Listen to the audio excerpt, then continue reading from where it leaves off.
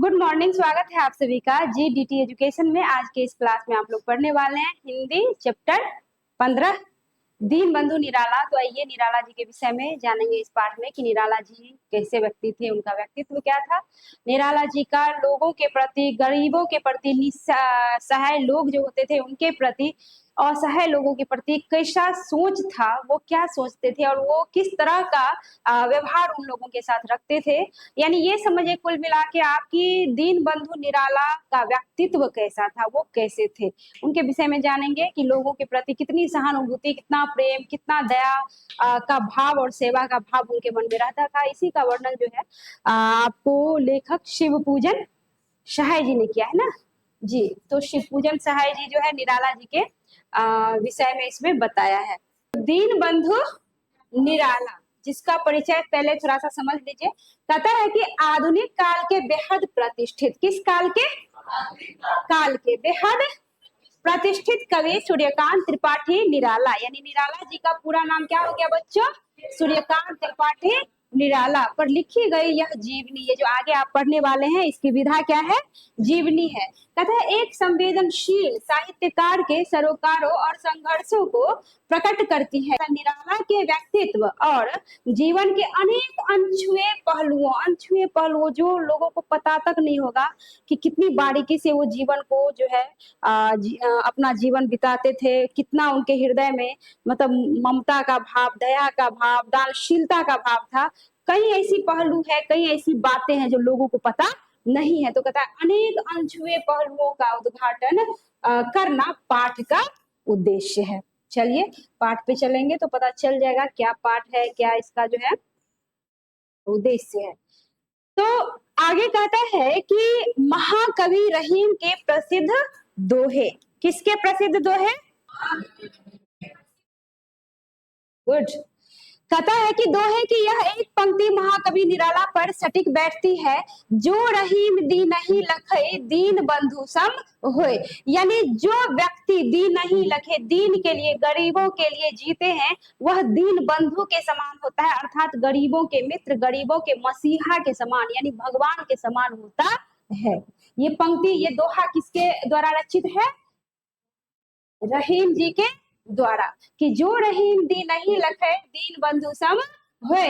निराला सचमुच दीनों को ही बराबर लखते थे, दीनों को ही बराबर देखते थे, दीनों गरीबों पर ही उनका ध्यान हमेशा रहता था। कहता है और इन्हें लखते लखते वह भी दीन बंधु के समान हो गए थे। कहता है दीन बंधु के समान न हुए होते तो समस्त हिंदी संसार में आज उनकी जैसी लोकप्रियता दिख पड़ती है, वैसी आजकल किसी साहित्यकार की नहीं दिख पड़ी है। मतलब देखो सूर्यकांत त्रिपाठी निराला जी साहित्यकार हैं, लेखक हैं, है ना। अब बताइए इतने सारे लेखक, बहुत सारे हिंदी जगत में जो है लेखक है, बट इनके जैसा स्थान, इनके जैसा जितनी इनकी पूजा होती है, जितना इनका आदर होता है, उतना आज तक किसी कवि का, किसी लेखक का, किसी जो है साहित्यकार का नहीं हुआ। यानी कहने का तात्पर्य कि ये साहित्यकार होने के साथ साथ कुछ अलग ही अपने अंदर गुण धारण किए हुए हैं, अलग ही व्यक्तित्व है इनका। तो कहता है कि इतनी लोकप्रियता जो है ना इनके जैसी, कहता कहाँ दिख पड़ती है? कहता है सर्वत्र उनकी अर्चना बड़ी श्रद्धा से होती है, उनकी पूजा की जाती है, लोग उनको हृदय से पूजते हैं, है ना। कहता है कि बड़े बड़े धुरंधर महारथी साहित्य संसार से चले गए, मतलब बड़े बड़े धुरंधर इस हिंदी साहित्य जगत में आए और चले गए। कहता है कि किसी को निराला के समान सार्वजनिक सम्मान नहीं मिला। सार्वजनिक मतलब क्या कि इनको विश्व स्तर पे जो है सम्मान मिला। यानी एक होता है कि चलो गांव समाज राज्य बस देश इतने में, इनको जो है ना हर एक व्यक्ति, देश से विदेश तक हर एक व्यक्ति इनको अधिक मान सम्मान दिया। जैसे कि नागार्जुन जी, देश विदेश हर जगह इनकी प्रसिद्धि थी, लोगों को पता ही नहीं था, जब पता चलता है तो लोग शॉक्ड हो जाते हैं कि इनका इतना नाम है, मतलब यहाँ यहाँ तक, कहाँ कहाँ तक पहुंच है। तो इसी तरह जो है सार्वजनिक सम्मान जो है, यानी सबके बीच सम्मान अगर किसी को मिला, अधिकतर तो किनको मिला? निराला जी को। कहता है अपने जीवन काल में ही वह साहित्य अनुरागियों, यानी साहित्य के जो प्रेमी होते थे, तरह के लिए आकर्षण केंद्र और श्रद्धा भाजन बने रहे। आकर्षण के हमेशा केंद्र, कोई व्यक्ति होते हैं ना कि 10 आदमी 20 आदमी के बीच जब जाते हैं तो लोग टुक टुक उसी को निहारते रहते हैं। क्यों? उसके देह में क्या, कहीं पे कोनो सोना चांदी हीरा जवाहरात लटकल रहता है क्या? नहीं ना, क्यों देखते हैं? क्योंकि उनका किसी व्यक्ति का व्यक्तित्व इतना आकर्षण करने वाला होता है कि उनको देखते ही लोगों का मन क्या करता है कि बस देखते ही रह जाए। व्यवहार, आचार, विचार, उनका पहरावा ओढ़ावा, बोली, भाषा, उनसे लोग क्या हो जाते हैं, उनकी तरफ आकर्षित हो जाते हैं। वो तो नहीं कहते कि मेरी ओर आकर्षित हो जाओ, तो किसी किसी का व्यक्तित्व भी ऐसा होता है कि लोग आकर्षित हो जाते हैं उनके तरफ। तो जब भी वो जाते थे लोगों के बीच तो लोग एकदम आकर्षण का केंद्र बन जाते थे, लोग एकदम एक टक उनको निहारते रहते थे। उनके बोली भाषा से, उनके रूप रंग से, उनके पहरावा और हवा से, उनके आचार विचार से लोग आकर्षित हो जाते थे। तथा मृत्यु के बाद भी उनका सादर स्मरण विविध प्रकार से किया जा रहा है। यह अनेक पुण्याचरण का ही प्रभाव है। जितना आपका आचरण बढ़िया रहेगा, लोग उतने ही आपसे क्या करेंगे, प्रेम करेंगे, है ना। कहता है कि विविध प्रकार से किया जा रहा है ना। और ये जो है उनके पुण्य आचरण का ही प्रभाव है। कहता है पुण्यशील के पास सब विभूतियां आप ही आप आती है। कितनी अच्छी पंक्ति है कि जो व्यक्ति पुण्यशील होते हैं ना, पुण्यशील से तात्पर्य ये हो गया कि जो व्यक्ति पुण्यशील होते हैं, जो हमेशा पुण्यों में विश्वास रखते हैं, जो दूसरों की सहायता करने में भरोसा रखते हैं, जो दूसरे के लिए प्रेम बांटने का काम करते हैं, वैसे व्यक्तियों को अगर कुछ नहीं भी है तो अपने आप ही ईश्वर सब कुछ की पूर्ति अपने आप ही कर देते हैं। तो इसलिए कहता है कि सोच, मैं बार बार बोलती हूँ कि सोच जितना बढ़िया, जितना सुंदर रखेंगे ना, फल की प्राप्ति उतनी ही सुंदर होती है। ईश्वर जो है ना, अच्छा और बुरा में अंतर समझते हैं। हम लोग मानते हैं कि ईश्वर थोड़े दिखाई दे रहा है, कहीं है कुछ तो ऐसी जो है पॉजिटिविटी है, कुछ तो ऐसा सकारात्मकता है जो हम लोगों को नियंत्रण करती है। कोई तो ऐसी शक्ति है जिसके नियंत्रण में हम लोग हैं। तो देखते होंगे कि जो गलत करता है भले ही उसकी जीत हो जाए, बट ज्यादा दिन तक वो व्यक्ति टिकते नहीं है, उसका अंत भी बड़ा खराब ही होता है। लेकिन जो व्यक्ति अच्छे होते हैं, मानते हैं उनके जीवन में संघर्ष होता है, कष्ट होता है, तकलीफ होता है, बट उनके जीवन में जब सुख आता है तो लोग देखते हैं तो दांतों तले उंगली काटने लग जाते हैं। तात्पर्य ये हो गया कि अच्छे व्यक्ति यानी अच्छा हमेशा अच्छा ही होता है, बुरा हमेशा बुरा ही होता है। तो हमेशा पुण्यशील बनिए, हमेशा सोच जो है ना बढ़िया रखिए, हमेशा सद्भावना रखिए, हमेशा सोच ऐसी रखिए कि आपसे हमसे हमेशा अच्छा काम हो, लोग खुश रहे, है ना। कभी किसी के दुख का कारण मत बनिए, समझ गए ना। तो यहाँ पे कहता है कि दीन बंधुता से बढ़कर पुण्यशीलता और है ही क्या। सही बात है, दीन बंधु भगवान को संतुष्ट करने का सर्वोत्तम उपाय है। सही बात है, अगर आप भगवान को चाहते हैं ना कि हम पालें तो दीन बंधु बनिए। अगर चाहते हैं ना कि हम भगवान को प्राप्त कर ले तो गरीबों का सहारा बनिए। आपने गरीबों का सहारा कर दिया यानी आपने ईश्वर को प्राप्त कर लिया। कि कबीरदास जी क्या कहते थे, कबीरदास जी को आपको बाह्य आडंबर से क्या था, दिखावा से क्या था, नफरत था ना।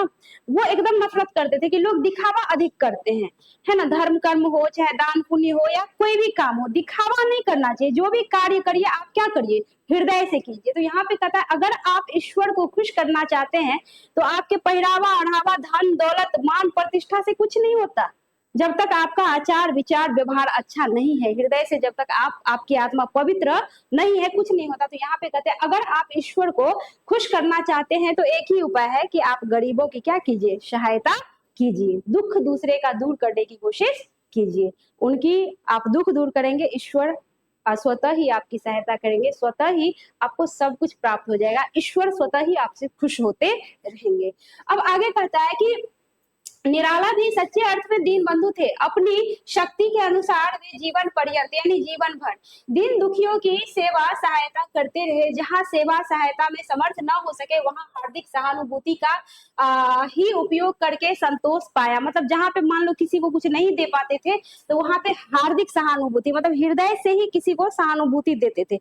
पता है ना कई बार कि आपके पास सहायता प्रदान करने के लिए कुछ नहीं है, धन दौलत नहीं है और कोई तकलीफ में आपके नजर के सामने, तो आप चाहे तो दो शब्द अच्छा बोल के भी उसको हिम्मत दे सकते हैं कि नहीं दे सकते हैं। तो जहां पे वो नहीं दे पाते थे तो वहां पे हार्दिक सहानुभूति ही देते थे। अब आगे कहता है कि हर घड़ी उनके मन में दीनों की सेवा शुश्रूषा, किनकी सेवा, दीनों की, दीनों अर्थात गरीबों की कामना ही जागती रहती थी। हमेशा उनके हृदय में रहता था कि हम दीन दुखियों का क्या करें, सहायता करे। कथा परमात्मा ने उनकी मनोवृत्ति कथा और प्रवृत्ति कथा समझकर ही उन्हें सबसे पहले श्री राम कृष्ण मिशन की सेवा में नियुक्त किया था। और कहता है उन्होंने भी यथा नियुक्ति अस्मि, कहता है कि उन्होंने भी यथा नियुक्ति अस्मि तथा करोमि को अक्षरश चरितार्थ किया। कुछ समझे? कहता है कि यथा नियुक्ति अस्मि तथा करोमि, यानी जिस तरह उनको जिस पद पे जिस कार्य के लिए चुना गया, कहता है वैसा ही उन्होंने अपना कार्य करके दिखाया। तात्पर्य ये हो गया कि जैसे वे थे, है ना, वैसे ही वो कार्य करते थे, हमेशा लोगों के लिए तत्पर रहते थे। तो कहता है कि यथा नियुक्त अस्मि तथा करोमि को अक्षरश चरितार्थ किया। और परमहंस श्री राम कृष्ण देव के वेल्लूर मठ, ये परमहंस श्री राम कृष्ण देव का जो वेल्लूर मठ था, इसका आपको निर्माण किया था विवेकानंद जी ने, स्वामी विवेकानंद जी ने। तो कहता है कि जो कि कलकत्ता में है, कहता है प्रति वर्ष परमहंस जी और स्वामी विवेकानंद जी की जयंती हो, यानी इनकी जब जयंती होती थी ना, तो कहता है तथा पुण्य स्मृति तिथियों पर दरिद्र नारायण को जो है विधिवत भोजन कराया जाता था। ये किया था स्वामी। अब यहाँ पे कहता है कि जो है वहाँ मिशन की शाखा विवेकानंद सोसाइटी के विद्वान सन्यासियों के साथ समन्वय संपादक निराला जी जो है कहता भी जाया करते थे। उस विराट आयोजन के कार्यक्रम में निराला कहता है केवल दरिद्र नारायण को भोज्य पदार्थ वितरित करने का काम अपने जिम्मे लेते थे। इसका मतलब ये हो गया कि वहां पे जो है निराला जी जाते थे तो दूसरों को खिलाने का भार अपने ऊपर लेते थे। मतलब उनको मन में ये नहीं विश्वास रहता था कि पता नहीं बढ़िया से इन लोगों को खिलाया जाएगा कि नहीं, तो मतलब खिलाने का भार तो अपने ऊपर लेते थे ताकि जी भर के हम सबको खिलाए, पेट भर के खिलाए। देखो कितना प्यार था गरीबों के प्रति उनके हृदय में, है ना। दरिद्र नारायण को भोज्य पदार्थ वितरित करने के सोच से उस काम की जिम्मेदारी वो अपने ऊपर लेते थे। तथा कंगालों को खिलाने में उनकी गहरी लगन देख लोग मुग्ध हो जाते थे। मतलब लोग आश्चर्यचकित रह जाते थे कि इतना प्रेम इनके हृदय में गरीबों के लिए कहाँ से उमड़ आता है। तथा वहां अधिकतर बंगीय भद्र समाज ही जुटता था, यानी बंगाली लोग सब। तथा और निराला की जो है मातृभाषा की तरह बंगला भाषा बोलकर समागत समाज को आप्यायित कर देते थे। यानी क्या कि निराला जी जो है ना अपनी ही मातृभाषा, जैसे हम लोगों की मातृभाषा क्या है, मैथिली है, और तो कहता है कि उनकी वो अपनी मातृभाषा के समान ही बंगाली भाषा भी इतना बढ़िया से बोल लेते थे कि वहां के समाज के लोगों को आप्यायित कर देते थे, खुश कर देते थे, घुल मिल जाते थे उन लोगों में, है ना। अब कहता है कि वे बंगीय समाज में दूध मिश्री की तरह घुल मिल जाते थे। बड़ी अच्छी बात है कि कहता है हमेशा कहीं भी जाओ तो दूध मिश्री की तरह क्या हो जाओ, घुल जाओ। तात्पर्य क्या, हम बार बार क्या बोलते हैं आप लोगों को कि सकारात्मकता, आप में जितनी ज्यादा पॉजिटिविटी रहेगी आप उतना ज्यादा खुश रहेंगे। यहाँ पे उनका काम क्या था, दरिद्र नारायणों को भोजन कराना, गरीबों की सहायता करना, किनका काम था, निराला जी का। तो निराला जी देखो उन्हीं के लिए जीते थे और जहां भी जाते थे तो दूध मिश्री की तरह घुल मिल जाते थे। मतलब पता ही नहीं चलता था कि ये अलग जगह से हैं और ये अलग जगह से, मतलब एक हो जाते थे। कुछ कई आदमी होते हैं ना कि नया नया जगह भी जाएंगे, नए आदमी के बीच भी जाएंगे तो मिल जाते हैं, पता ही नहीं चलता कि ये अलग था ये अलग था, लगेगा क्या उन्हीं का कोई अपना आदमी होगा।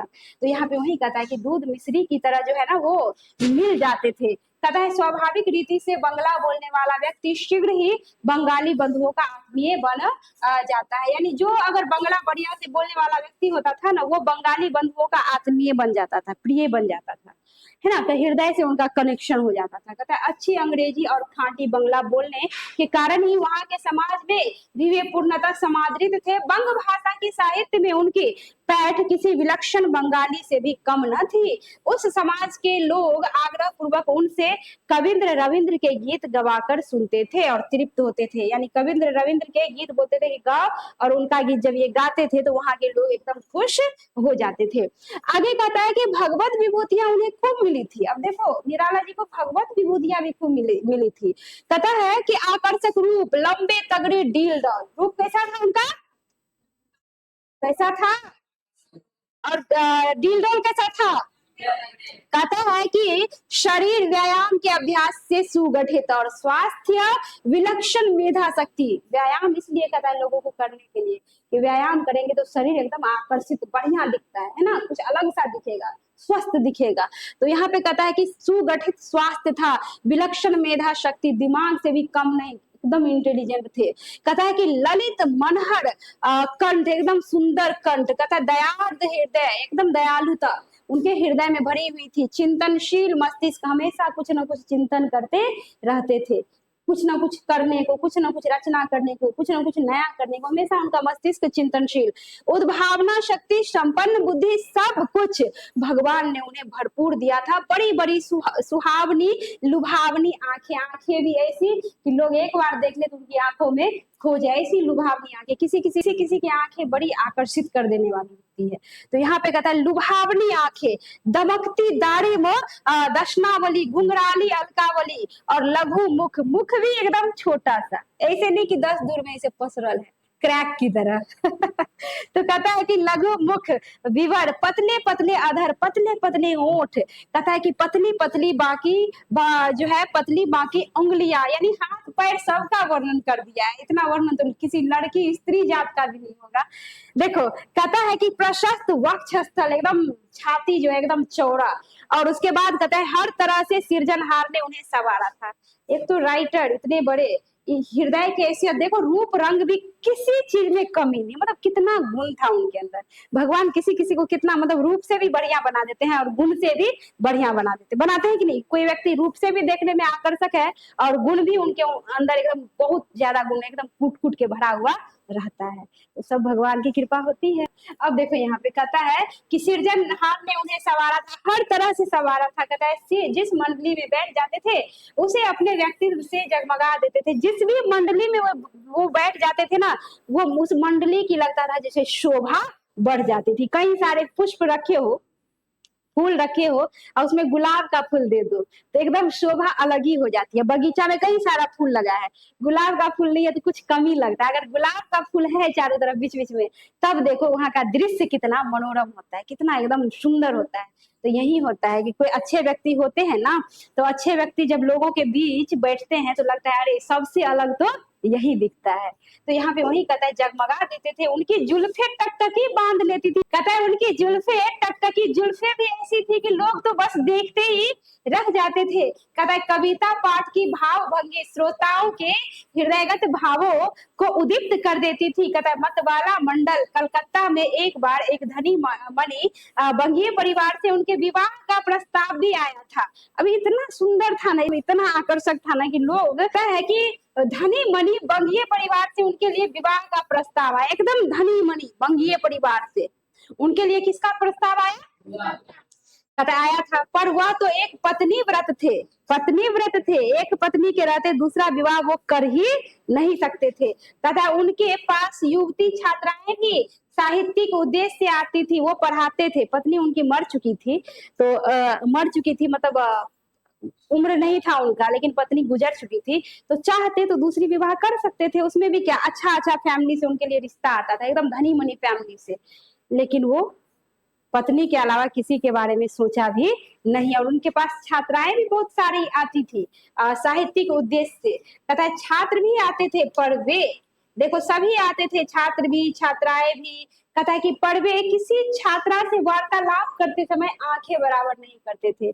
बताओ कैसे शिक्षक थे कि नजर भी नहीं मिलाते थे, सोचो। तो यहाँ पे कहता है आंखें बराबर नहीं करते थे। कहता है कामनी कंचन का त्याग करके वे गृहस्थाश्रम में ही सन्यासी बने रहे। एकदम अपने शरीर का सब कुछ का मतलब त्याग करके गृहस्थ आश्रम में ही सन्यासी बने रहे। यदि उन दिनों मोहक पदार्थों के प्रति उनके मन में आसक्ति अगर होती, थोड़ा भी लगाव होता, जुड़ाव होता, वैसा भाव आता, तो कहता उन्हें तो हस्तगत करने वाले गुण उनमें पर्याप्त थे। वो चाहते तो जैसी चाहते वैसी सुंदर लड़की से शादी कर सकते थे, उनसे तो कोई भी शादी करने के लिए तैयार रहती थी। लेकिन उन्होंने कभी किसी को भाव दिया ही नहीं, बस एक पत्नी के नाम पे ही उन्होंने अपना जीवन काट लिया। अब कहता है कि किंतु सांसारिक सुख भोगों की वासना उनकी पत्नी के साथ ही विलीन हो गई। पत्नी गई, सब कुछ उनका खत्म हो गया। कहता है कि कंचन की कामना कभी उनके भीतर झांकने भी न पाई। कहता है कि द्रव्य के लिए उनका करतल प्रवाह क्षेत्र मात्र था। द्रव्य संचय उनका ध्येय कभी नहीं रहा कि हमको द्रव्य संचय करना है, हमको धन की इकट्ठा करनी है, ऐसा उनका सोच कभी रहा ही नहीं। कहता है कि धन उनके पास अतिथि के समान, किसके समान? अतिथि के समान अल्प अवधि तक जो है टिकता था। इस पंक्ति पे बहुत ज्यादा प्रश्न पूछा जाता है, व्याख्या पूछा जाता है, तो इस पंक्ति को याद रखना, मोस्ट इंपोर्टेंट बीबीए समझो इसको जी, बीबीए पंक्ति समझो कि कहता है कि उनके पास अतिथि के समान अल्प अवधि तक जो है टिकने आता था। क्या टिकने आता था? धन, है ना। अतिथि के समान, उसमें भी अल्प अवधि, कम समय के लिए ही जो है टिकता था उनके पास, मतलब आता था। पैसा कहाँ गया पता नहीं, कहाँ कहीं नहीं जाता था, गरीबों के पास जाता था। तो इसलिए दिया है कि अतिथि के समान अल्प अवधि तक ही टिकने आता था। कहता अगर 1000 का आया ना तो 1500 का चिट्ठा पहले से तैयार। अगर 1000 की आमदनी आई तो 1500 का लिस्ट पहले से तैयार है कि इसको देना है, इसको देना है, इसको ये करना है, वो करना है। बताओ कैसे व्यक्ति थे। कहता है कि अभाव ग्रस्तों के अभाव उनके दिमाग के दायरों में मंडराते रहते थे, यानी अभावग्रस्त के अभाव उनके दिमाग में हमेशा मंडराते रहते थे कि किसको क्या देना है, किसको दिए थे, नहीं दिए थे, किसको क्या कमी है, हमेशा उनके दिमाग में ये सब चलता रहता था। अब कहते हैं कि भरपेट खाने के लिए तरसने वाले निकोड़ियों से लेकर मेहनत मशक्कत करने वाले मजदूर तक उनकी निगाहों में बसे हुए थे। मजदूर तक उनके दिमाग में, उनके निगाहों में बसे हुए थे। और जब कभी उनके मन माफिक अगर अर्थ लाभ हो जाता था, पैसा हो जाता था, तो वह तुरंत ही इन मर भूखों की ओर दौड़ पड़ते थे, इन भूखों की ओर दौड़ पड़ते थे कि पता नहीं किसको क्या चाहिए, नहीं चाहिए। कहता है जिनके ललही ना मंगल नाही ते नरवर थोड़े जग माही, उन्हीं थोड़े लोगों में वे भी एक थे, उन्हीं थोड़े लोगों में भी क्या थे? एक थे। अब कहता है कि मतवाला मंडल में भिखमंगी की समस्या पर और अखबारों में छपे इस विषय के समाचारों या लेखों पर कहता है जब कभी बातचीत होती थी तो कहता है यदि निराला वहां उपस्थित रहते तो बड़े आवेश में कहता है कि अपने युक्ति युक्त तर्क उपस्थित करते। वे देश में फैली हुई आर्थिक विषमता और शब्दास्त्र संधान करते समय कहता है उग्रतम साम्यवादी प्रतीत होते थे। साम्यवादी का मतलब समझते हैं क्या होता है?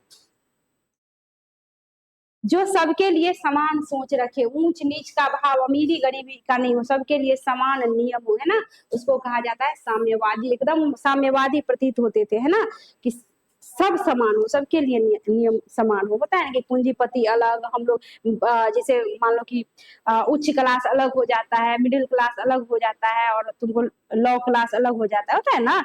तो कहने का तात्पर्य क्या है कि इस साम्यवादी में ऐसा कुछ नहीं होता, ऐसा कुछ नहीं होता। चाहे उच्च वर्ग हो, चाहे मध्यम वर्ग हो, चाहे निम्न वर्ग हो, इसमें सभी समान माने जाते हैं अगर ऐसा सोच जो व्यक्ति रखते हैं। तो जैसे आपको जयप्रकाश नारायण जी साम्यवादी सोच के थे, जैसे लेनिन, जैसे आपको जो है क्या कहते हैं ये कार्ल मार्क्स, ये सब क्या थे? साम्यवादी टाइप के थे। और कार्ल मार्क्स के जो है नियम पे चलने वाले कई ऐसे जो है क्रांतिकारी वीर थे, जैसे कि भगत सिंह खुद लेनिन के जो है सिद्धांतों को मानने वाले थे, मार्क्स के सिद्धांतों को मानने वाले थे। जयप्रकाश नारायण जी मानते थे, क्योंकि वो लोग क्या थे? साम्यवादी विचारधारा के थे। तो कहता है कि यद्यपि हष्ट पुष्ट भिक्षुकों के प्रति उनकी सहानुभूति भी उन्मुख नहीं थी, तथापि असमर्थ या अपाहिज भिखारियों की दयनीय दशा के लिए वह शासन और समाज की ही तीव्र आलोचना किया करते थे। लंगड़े, लूले, अंधे, कोढ़ी और निकम्मे दीन बंधुओं पर कहता है उनकी दृष्टि आके अटकती थी।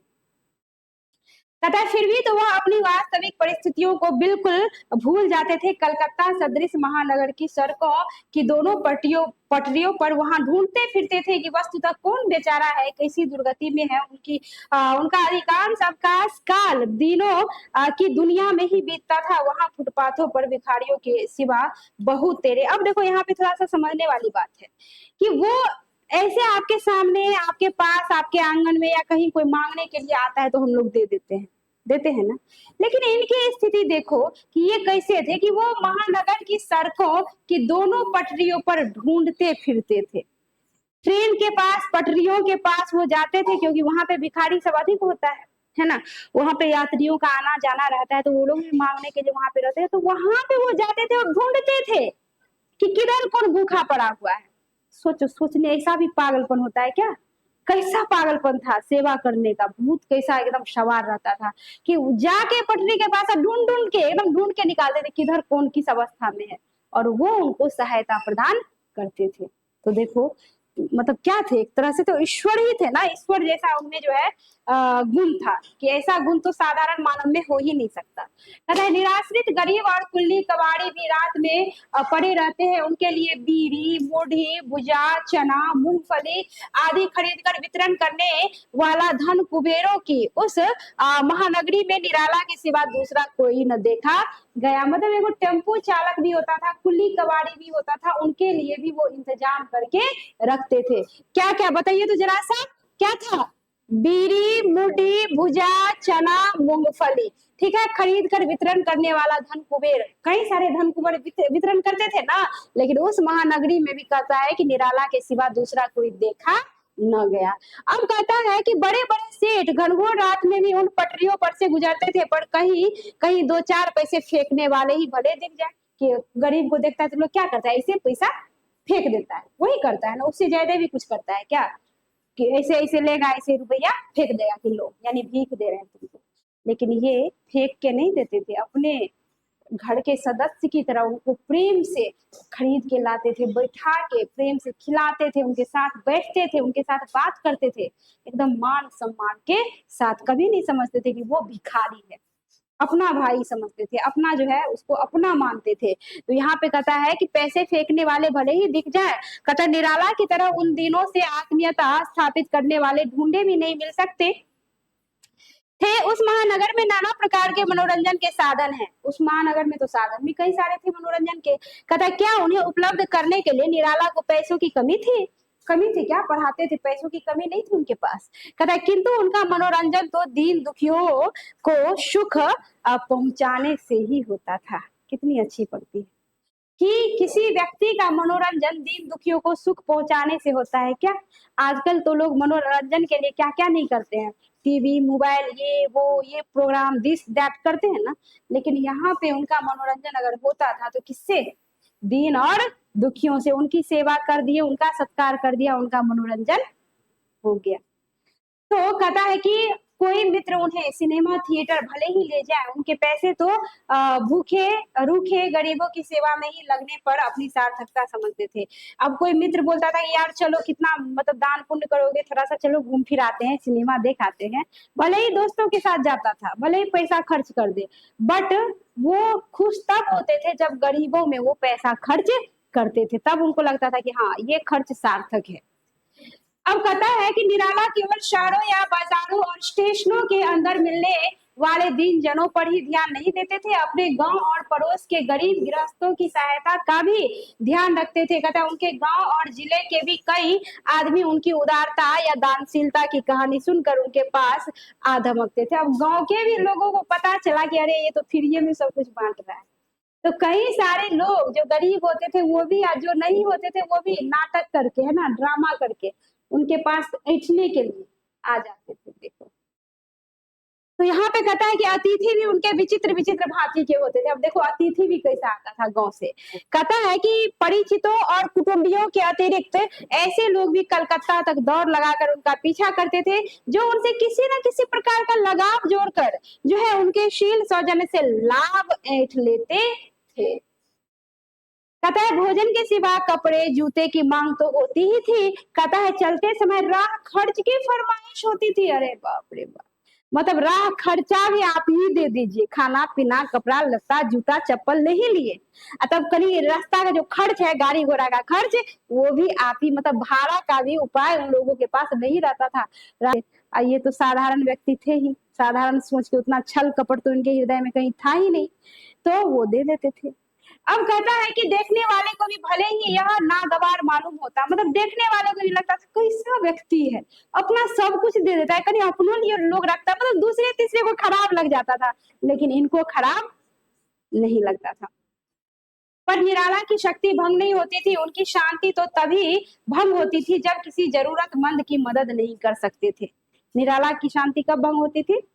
तथा जब किसी जरूरतमंद की मदद नहीं होती थी तो उनकी शांति भंग हो जाती, तो उनके दिमाग में आग लग जाता था कि ये सही नहीं हुआ, मतलब मन उनका विचलित हो जाता था। तो वो जब दूसरों की सहायता करते थे तभी उनके मन को शांति मिलती थी। है ना। तो कहता है कि किसी आदमी को अपने से अनुचित लाभ उठाते देखकर भी उनके धैर्य को ठेस नहीं लगती थी। मतलब वो जानते थे कि ये लोग हमको ऐंठने के लिए आया है, उसको पता था कि इनको कमी नहीं है किसी चीज की, हमसे लाभ लेने के लिए आया है, फिर भी वो कुछ नहीं बोलते थे। कितना सीधा साधा हृदय के व्यक्ति थे, कितने सीधे साधे थे। कहता है दूसरों के अभाव को अपने ऊपर ओढ़ लेते थे, दूसरे की कमी को वो अपने ऊपर ओढ़ लेते थे। कहता है कि लेने से भी उनका शांत गंभीर हृदय कभी विचलित नहीं होता, यानी दूसरों के अभाव को अपने ऊपर ओढ़ लेने से भी, है ना, उनका शांत गंभीर हृदय कभी विचलित होता ही नहीं था, यानी कभी मन उनका जो है मन पे कोई असर पड़ता ही नहीं था। कहता अगर कोई कहता भी था कि आप इतना खटराग क्यों पालते हैं, ऐसे पर मुंडे फलाहारों को टरकाया कीजिए, तो मुस्कुरा कर ही रह जाते थे। कहता है कि उनको भला सीख कौन दे सकता था, वह तो स्वयं ही नीति और धर्म के मर्मज्ञ जानकार व्यक्ति थे, हर चीज उनको पता खुद ही था, पहले से था। अब आगे कहता है कि यह विशेषता निराला में ही देखी गई कि अपनी आवश्यकताओं को भुलाकर दूसरों की आवश्यकताओं को दूर करने के लिए परेशानियां और कठिनाइयां झेलने में अधीर नहीं होते थे। उन्हें अपने खाने पीने या कपड़े लत्ते की कभी चिंता नहीं हुई। कहता अच्छा कपड़ा जूता भी कुछ दिनों तक उनके पास टिकता था, तोशक रजाई तक किसी को दान दे डालने में तनिक भी हिचक नहीं होती थी। और कहता है न उनके पास पूंजी रह पाती थी, धन भी उनके पास टिकता नहीं था। कहता कभी कपड़े या रुपये पैसे रखने के लिए उन्होंने जो है ट्रंक या बक्सा नहीं खरीदा, और गद्दे या लिहाफ भी उन्होंने कभी नहीं खरीदा। यानी चाहते तो सुख की सारी वस्तु वो अपने पास उपलब्ध कर सकते थे, पर उन्होंने कभी किया नहीं, क्योंकि सारा धन गरीबों में जाता था। परवाह न करके जैसे तैसे सो रहे और उतने ही में आराम से दिन गुजार लिए। सुंदर पलंग या शानदार कुर्सी मेज की कभी कामना ही नहीं की। जिस कमरे में रहना है, कहता है उसकी सजावट का भी कभी सपना देखा ही नहीं। यद्यपि उन्होंने मतवाला संपादक के अविरल स्नेह, ठीक है, अविरल स्नेह प्रसाद स्वरूप अच्छे से अच्छे कपड़े और तेल फुलेल तथा खान पान की सुख सुविधा अच्छी तरह भोग लिया, तथापि अपनी कमाई के पैसे से कभी भोग विलास की सामग्री कभी बेचा ही नहीं। यानी खुद का जो पैसा आता था वो दूसरों में, अपने खर्च से कभी उन्होंने कुछ नहीं खरीदा। अपना जो उनका निकलता था, आमदनी आता था, कभी कुछ नहीं खरीदा। और मतवाला संपादक के अविरल स्नेह प्रसाद को, यानी उनसे जो उनको प्राप्त होता था, उन्हीं से वो सुख करते थे।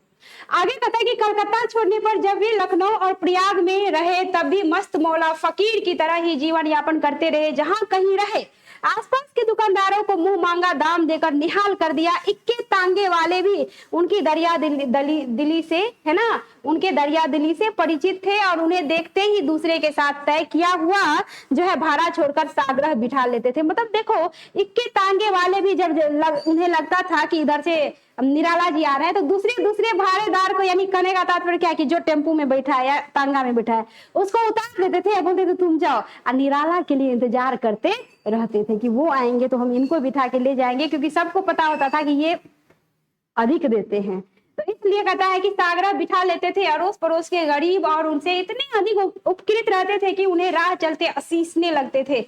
बताओ, ऐसा व्यक्ति जो राह जब चलते थे तो लोग उनको दुआ देते थे।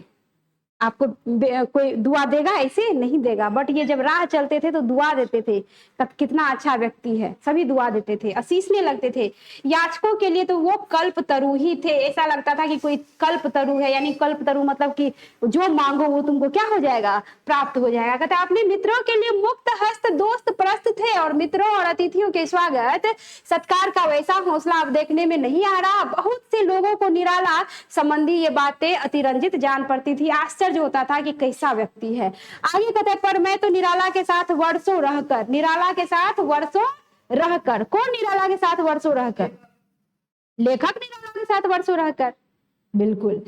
जो है शिवपूजन सहाय जी कहते हैं कि मैं तो निराला के साथ वर्षों रहकर उनके प्रतिदिन के जीवन क्रम को ही निकट से देख चुका हूँ, और उनके स्नेह भाजन के रूप में उनका प्रगाढ़ स्नेह भी पाता रहा हूँ। उनको भी स्नेह मिलता था निराला जी से। किंतु आधुनिक युग में ऐसी बातों को अतिशयोक्ति समझने वाले सज्जन यह सोचे तो सही कि भूखे को देखते ही अपने आगे परोसी हुई थाली उनके सामने रख देने वाले कितने महानुभाव आज के समाज को विभूषित करते हैं। सही बात है। आप खाना पे बैठे हैं, कोई आ गया मांगने, तो क्या आप दे देंगे? पहले तो अपना लोग पेट भरता है, उसके बाद कहता है बैठो दे रहे हैं। और ये अपनी थाली, परोसी हुई थाली भी क्या करते थे, दूसरे को दे देते थे। कतर निराला खुद मामूली कपड़ों में गुजर करके गरीब को अपने नए कपड़े ओढ़ा देते थे और उस तरह के आचरण के लोग साहित्य जगत में तो नहीं देखे गए। कतर जिस व्यक्ति में अनन्य लोगों से जो अधिक विशिष्ट गुण हो उनका स्मरण न करना और कराना ईश्वर की दी हुई वाणी को व्यर्थ करना है। मतलब कवि महोदय जी शिव पूजन सहाय जी लेखक जी कह रहे हैं कि भगवान ने अगर हमको जीवा दी है, बोली दी है, तो हम ऐसे व्यक्तियों का गुणगान क्यों ना करें, ऐसे व्यक्तियों का बड़ाई बड़प्पन क्यों ना करें जो करने योग्य है, वरना तो भगवान की दी हुई ये वाणी क्या है, व्यर्थ है। तो ये पाठ हो गया आपका खत्म। मुझे विश्वास है आप लोगों को भी अच्छा ही लगा होगा। बहुत बढ़िया चैप्टर था। मिलती हूँ बहुत जल्द मैं अगले वीडियो में। पाठ से रिलेटेड जितने सारे प्रश्न होंगे बनेंगे वो लेकर बहुत ही जल्द मैं अगले वीडियो में आऊंगी, तो आप लोग सारांश को बढ़िया से पढ़ लेंगे ताकि उत्तर देने में आप लोगों को सुविधा होगी, और आप लोग भी बढ़िया से फिर से पढ़ लेंगे ताकि उत्तर बढ़िया से दे पाएंगे। मिलती हूँ बहुत जल्द नेक्स्ट वीडियो लेकर नेक्स्ट क्लास में। धन्यवाद।